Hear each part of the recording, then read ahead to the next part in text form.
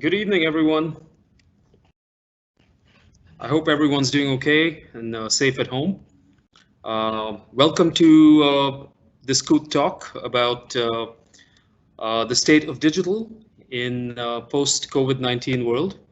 We live in interesting times now, and it's great to see some of you, back at work and at the office. And nevertheless, please do stay safe, maintain the social distancing, and I hope you are adhering to the company regulations.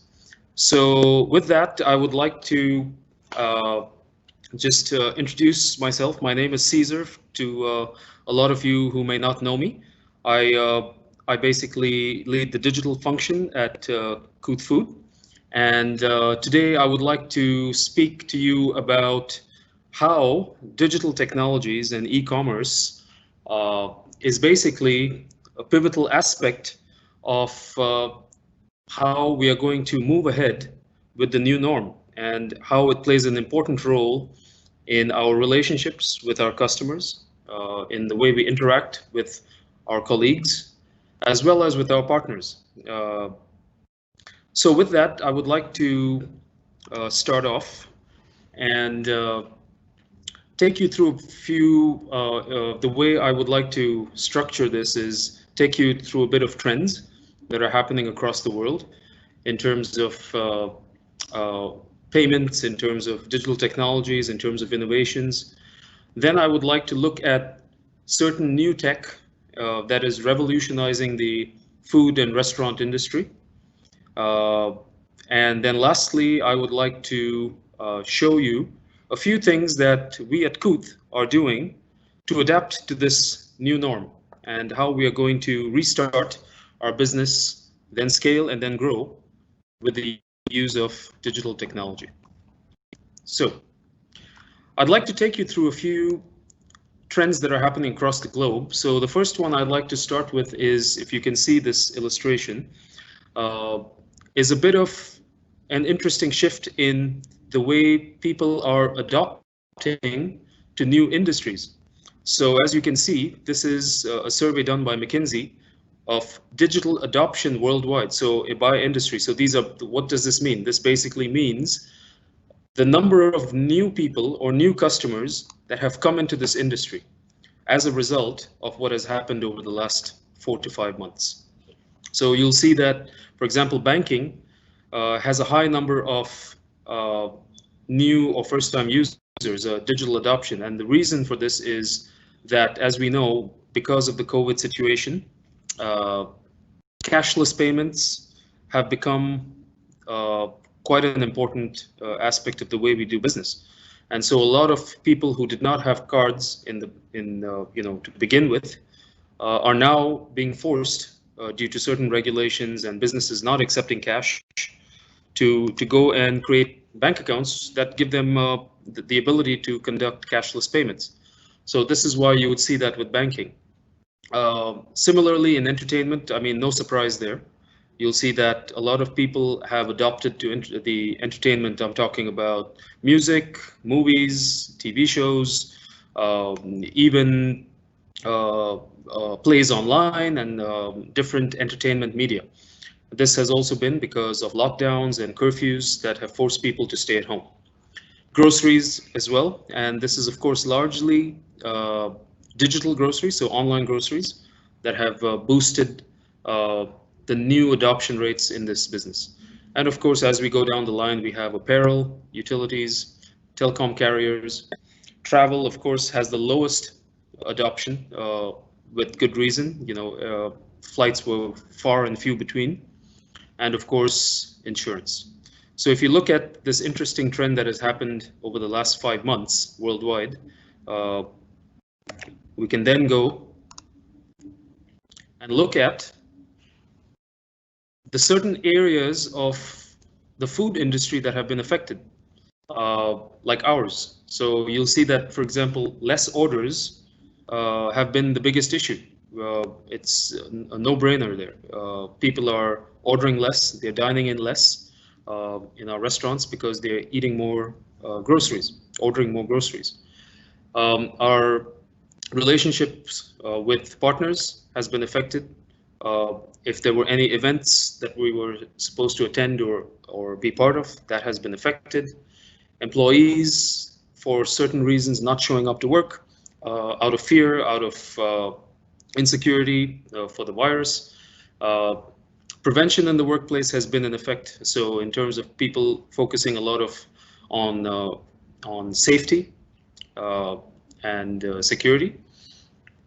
And of course, delivery of raw materials is an area that has also been impacted due to border regulations and such.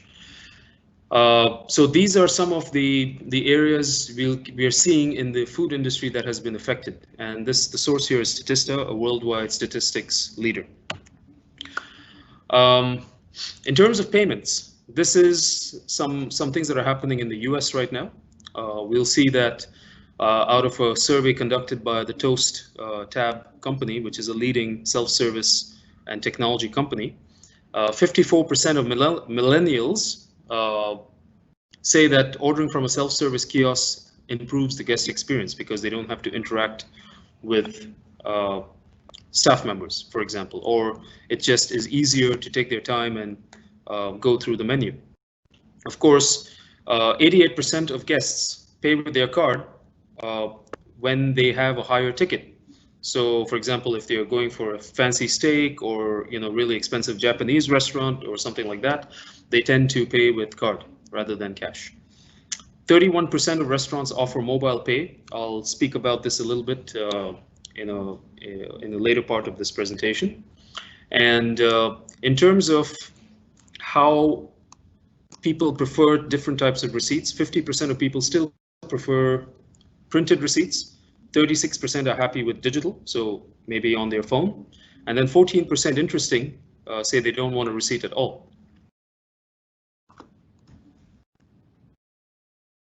Now, if we make this a little more relevant to Kout, what does this mean with Kout? We're seeing a few trends at Kout as well. So I've taken a sample pre or before the COVID situation in terms of how our different payment methods look like. You can see the blue line for two of our big brands had cash as the dominant transaction method or payment method. But if you now go into post-COVID or from April to the middle of last month, you'll notice a complete flip, as in credit card and KNet are now spiking up. So this is an interesting trend, and this is of course natural because people are afraid to touch receipts, people are afraid to touch cash, so they prefer cashless payments.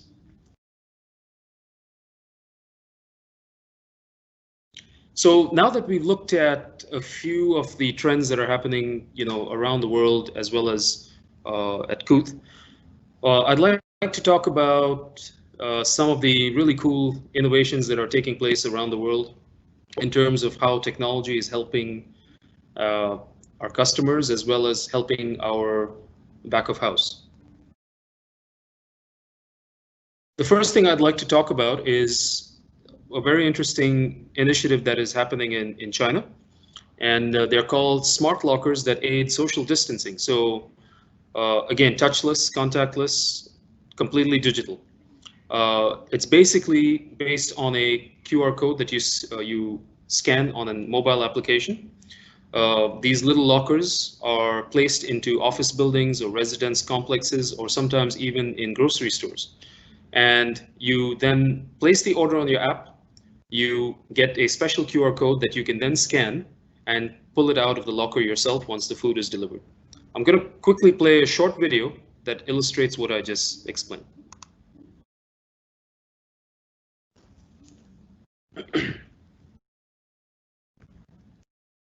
Please excuse this video, there is no sound.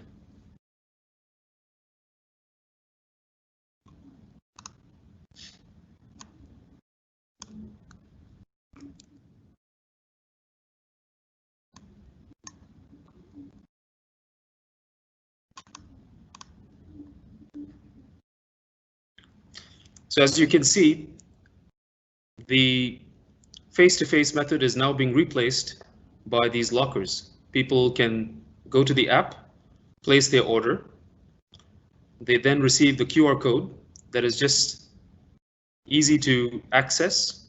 They scan, it opens up the locker immediately, and they take their food.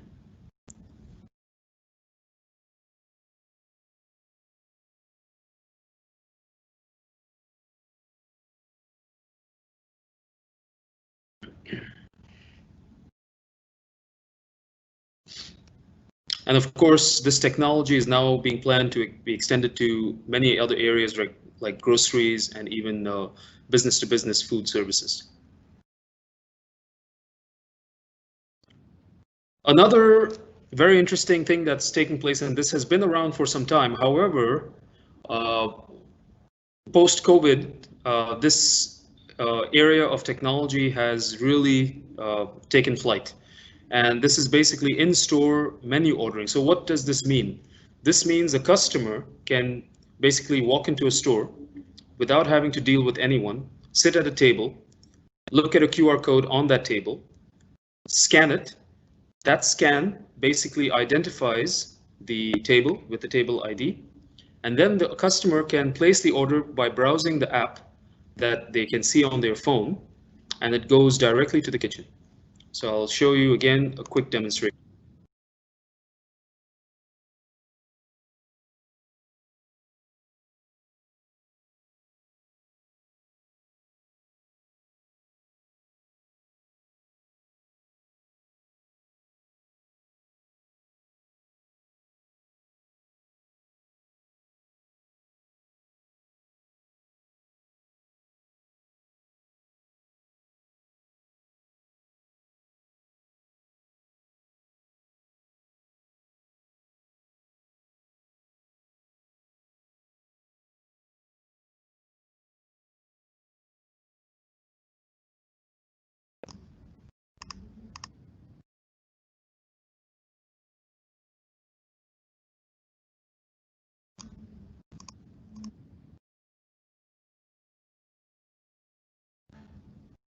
So as you can see, it's completely paperless and contactless. You make your order at the table, you eat, and you go. This is also another innovation that we've been seeing take flight over the last a year or so, but more so now that we are in a situation where we need contactless payments. Uh, Wallet payment. So what is a wallet payment? A wallet payment is basically a saved piece of information about your card or your payment cards, like your debit card, your Visa card, and any other kinds of payment cards uh, that are saved on your phone or a mobile device. And you then have that information stored where if for example, you forget your wallet at home, you do not need to worry. You can still make payments while you're outside. So again, I'd like to show you a quick demo.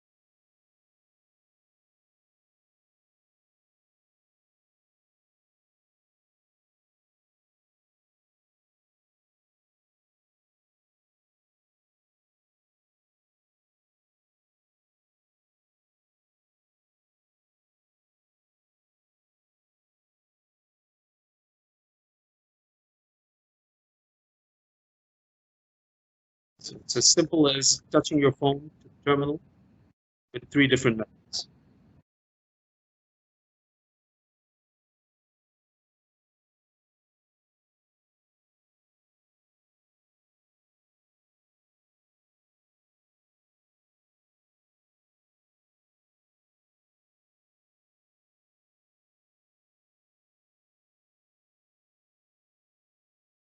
So as you can see, it's as simple as storing the payment information on your phone and moving around with your card details. You do not need to carry physical cards or pay with putting it in the machine or touch anything at the store. You just tap and you're done.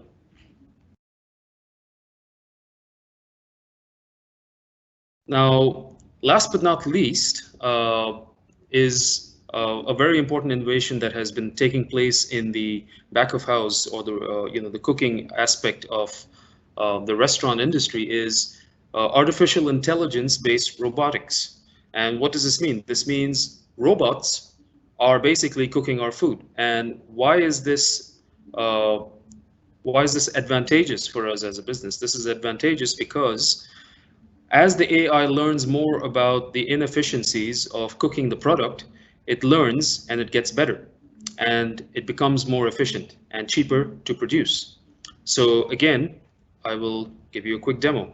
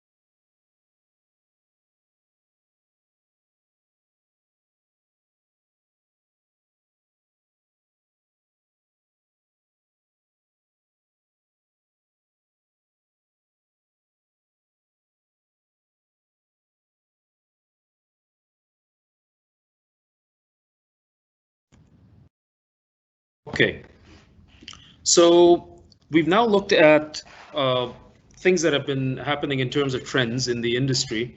We've looked at some of the innovative technology that has been paving its way after COVID. But now, what does this mean for us as Kout? Like, how do we learn from this? How do we restart our business after this pandemic has hit us? And how do we come back to a new norm and then scale from there and grow from there? There are certain things, a few initiatives that we are undertaking at Kout with all of your help, with all the departments and operations and other stakeholders at Kout to enable these technologies for us. So I just want to show you to give you some idea about what we're working on, and then I would like to engage in some dialogue with you with a few questions. Okay. So the first thing, an interesting service that or technology that we're looking at is contactless car service ordering. So what does this mean? This means we basically order from the app. Let's say if it's a Burger King or a Pizza Hut app or another app, we choose during the checkout process, we choose that I want my order delivered to my car because I do not want to come inside the store. So we have the option at the checkout page. Once we place the order, we basically get an SMS which allows us to click on a link to tell the store that we have arrived at the parking. As you can see from this screenshot over here, you can just click the button that says bring me my food, and just within a few seconds or a few minutes, the team member will bring your food out to you to your car. So this is an initiative that we're very close to launching for a couple of brands, and then we will most likely roll it out to more. Another initiative we're working on is digital QR code based dine-in menus. As you saw one of the videos earlier, customers can just walk in, they can scan a QR code, and identifying the table ID, they would be able to place the order directly in the kitchen, and then the team member would bring their food to the table. So the nice thing about this is no paper menus, no paper receipts, and no physical contact. Again, this is technology that is supporting the customer in their very sensitive time right now for when they look for businesses that are health and safety first. Another one we're working on is contactless QR code takeaway ordering. What does this mean? This means that not only can you come in to the store and order a dine-in order, as in place your order on the table and get your food to your table, you would also be able to walk up to the counter in a special lane, or let's say a takeaway lane. You would see a QR code on the lane, enable your camera, scan the QR code, and then the QR code would identify which store you are in. So let's say you are in, for example, Burger King, Belajat, or so another location. Once the location is identified, you can then proceed in the app to continue and place an order, like you are browsing another, like a Talabat or a Burger King app or a Pizza Hut app or whatever it is.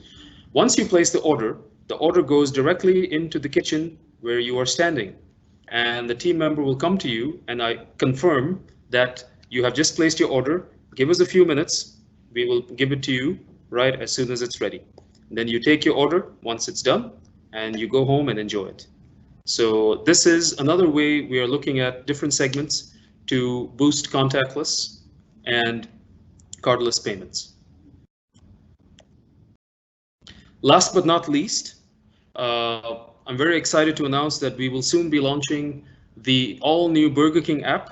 So another new channel for Burger King where we would be able to place super fast orders, including the services that I just spoke about, like pickup and contactless car service. It will have a loyalty program, push notifications, and automated email communication to our customers. So this means we will be now able to speak more frequently to our customers without having to physically call them or understand their behaviors. We would be able to know this automatically from the data we collect through our loyalty program.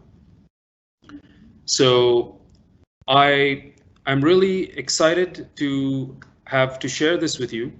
We are a resilient company.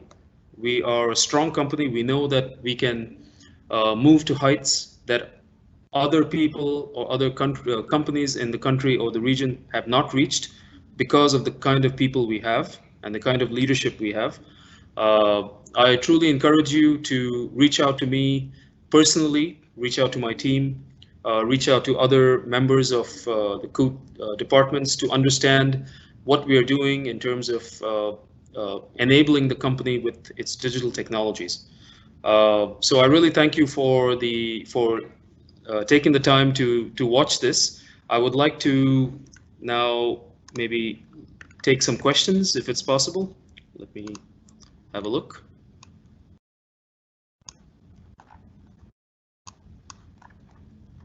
Okay. See, we have 2 questions. What you explain when we talk with our friends about any kind of products or search on Google, then when we open our account on social media, we find promoted app on these products. Okay, I'm just going to read that question again, if you don't mind. What do you explain when we talk with our friends about any kind of products or search on Google? Then when we open our account on social media, we find promoted app on these products.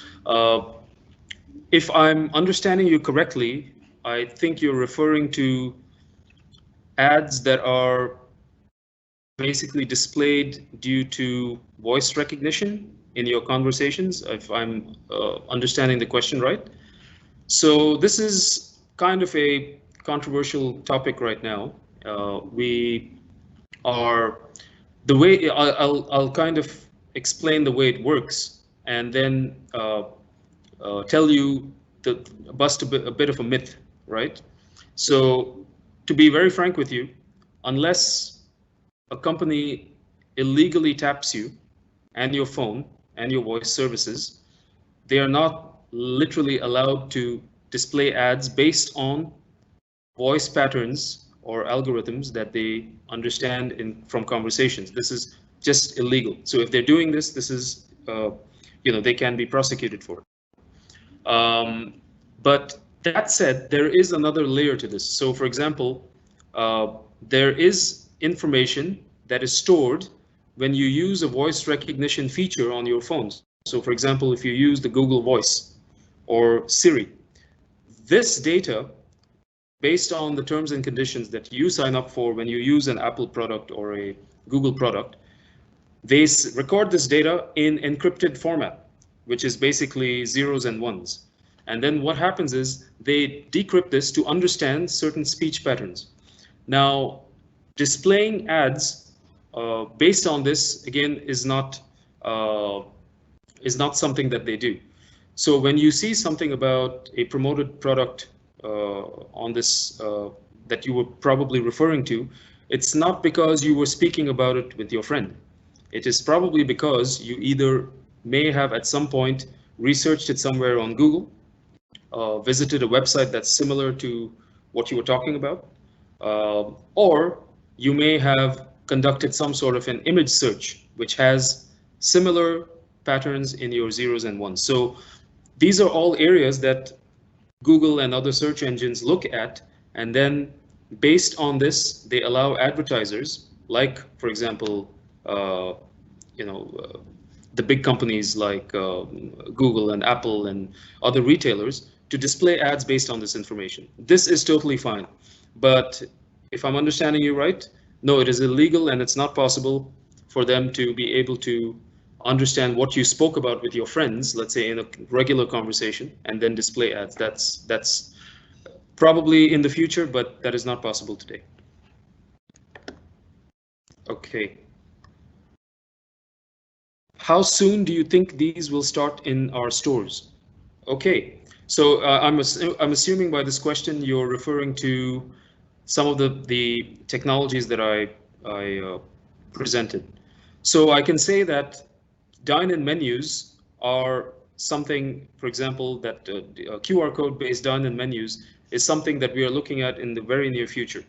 So within a couple of months, maybe in the next quarter, you will start seeing digital menus being rolled out into many stores. As far as contactless takeaway, that is something that is happening right now. And within a month or so, maybe a few weeks, we should be able to have that available. We are starting now with Pizza Hut, then we're going to go to Burger King and then roll it out to other stores. Customers seem indifferent and most don't really look for these changes. It is definitely required, but they could benefit from awareness sessions. Okay, that's a very good point. I think what you're trying to say is that we should not be directly pushing these technologies on the customers. We should be making them aware about it first through education, through videos, through campaigns, through social media, before we actually start to roll this out full scale. I completely agree. I think that's a great idea. We should not be implementing such revolutionary, or let's say out of this world technologies in a quick and let's say burst way. We have to do it in steps. We have to do it in transition, all at the same time educating the customers about it. So I completely agree about this. Our BK Instagram account is linked to Talabat menu. When are going to connect it to our website? As we know, Talabat has extra charge per order. Okay, very good question.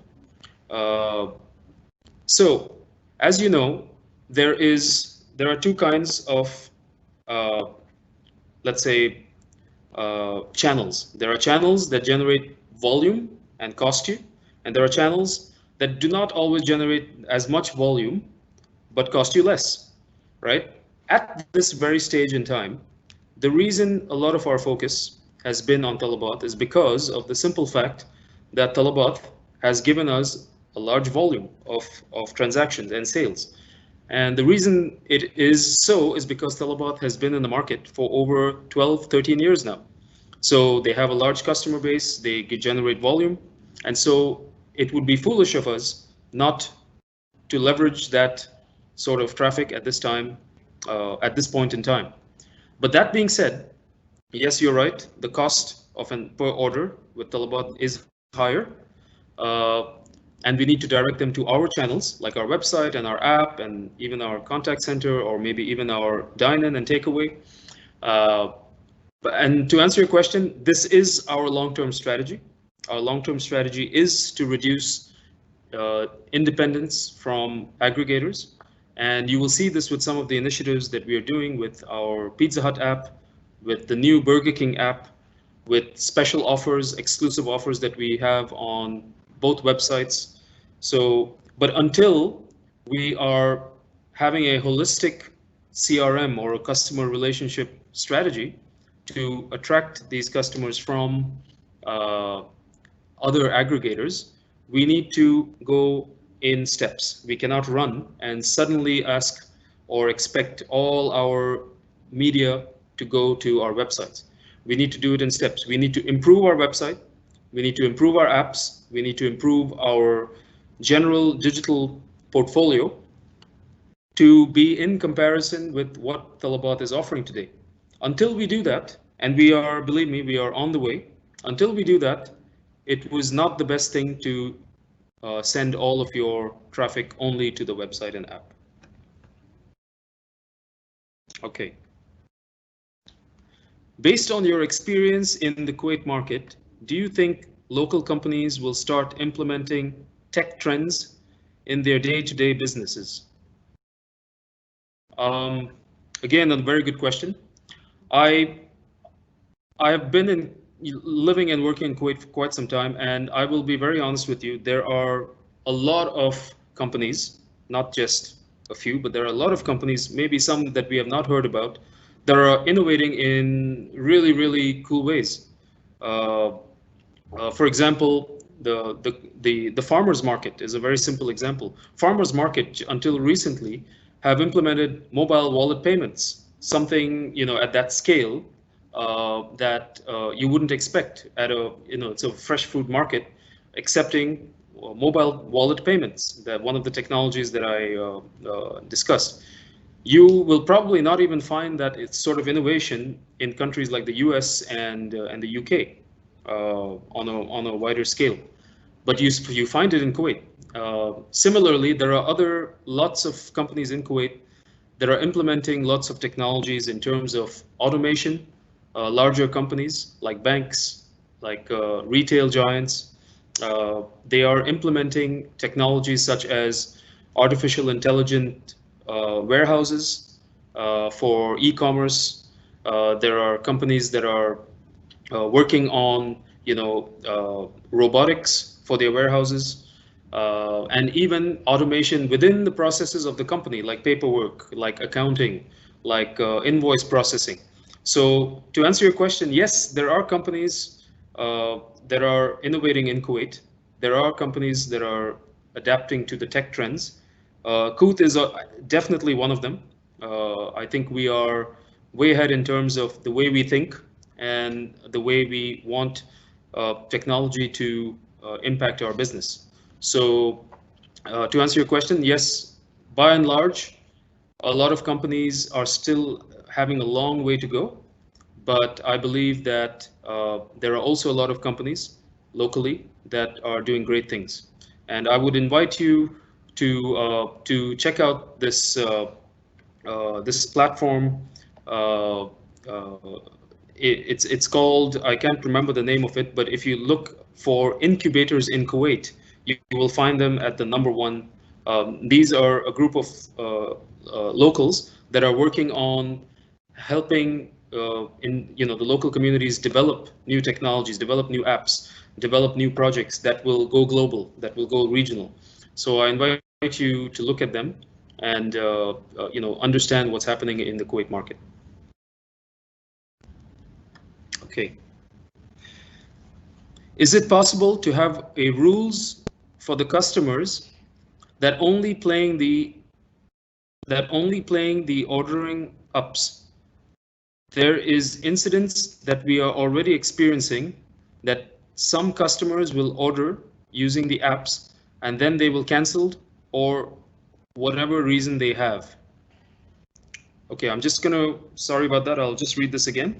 Is it possible to have rules for the customers that only playing the ordering ups?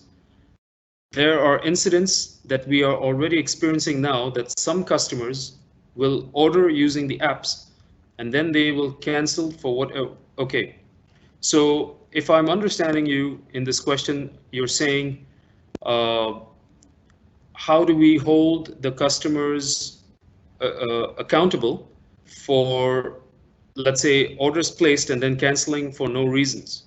Okay. The only way you can, the only way, unfortunately, there's no real way to cancel or to control this, at least from a legal perspective. However, there are certain things that you can do uh, to help them maybe return, right? So a very simple example is if you have a customer that has placed an order on the app and then for some reason they have canceled, we can put this customer in a segment or a category of, let's say, customers that abandoned the order, who did not want to order. And then we create a targeting campaign or targeting message to them with specific offers that they may like. There are lots of reasons why customers tend to cancel their orders. One reason is they may be just testing the app. It could be a lot of cash orders. Uh, they could be competitors that are trying to destroy the reputation of the app, right? Because more canceled orders equals bad reputation. And then, of course, there are other reasons for why customers cancel, but we cannot control this and say, don't cancel the order. What we can say is we can say, okay, no problem, you canceled, but here's what we can do to try and win you back. We can try and maybe give you something special that's personalized for you, maybe send you a special offer on your birthday. We may give you a call just to understand why you canceled and then maybe try to win you back with other incentives. So to answer this question, unfortunately, there's no way to stop customers from canceling an order, but you can try and win them back.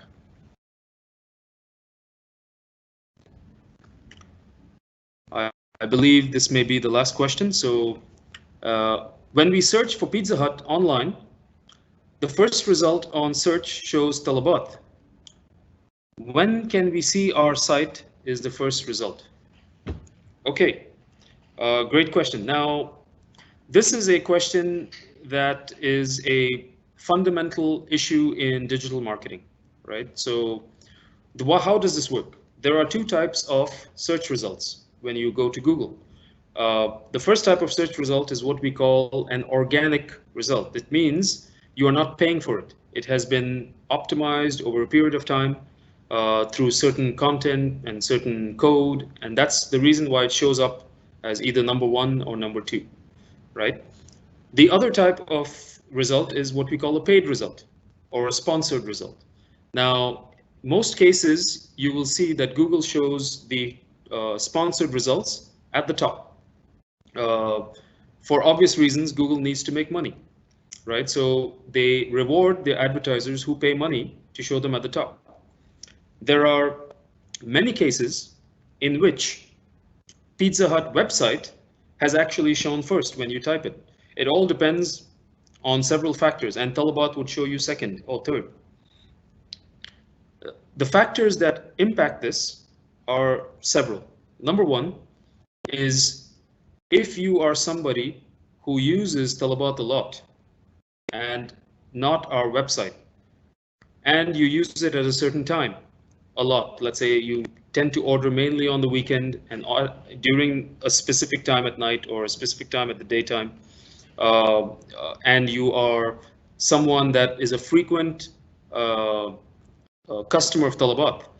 So regardless of how much you pay, you at that time, at that place, and at that moment are someone who is a candidate to see Talabat and not to see the Pizza Hut website. However, there may be another user or another customer who uses the Pizza Hut website a lot, and they have placed an order several times during the week from the Pizza Hut website. In this case, you will notice, and I've seen it myself, the Pizza Hut website shows as number one. I myself am a regular customer of the Pizza Hut website and app. So whenever I type Pizza Hut, it always shows number one for me. Now, it would be, again, a controversial area for this is that Google will never allow, regardless of how much you spend, they will never allow you to control a specific position. You cannot do that. It's not possible. Even if you pay $1 million, you cannot control a specific position. It is completely dependent on these factors which I just mentioned. So I think those are all the questions. Not sure if there are any more. So I think, yeah, I think that's probably the end of the Q&A. I really appreciate you taking the time. It's been a pleasure. I'm always available to reach out to. You can ask me any questions. I'm happy to demonstrate any of the new things that we're working on. And I truly appreciate that Kout is doing this for the employees, for the communities, and for the customers. So I will end by saying thank you, and we are Kout. We will rise. Thank you. Have a good night. Stay safe.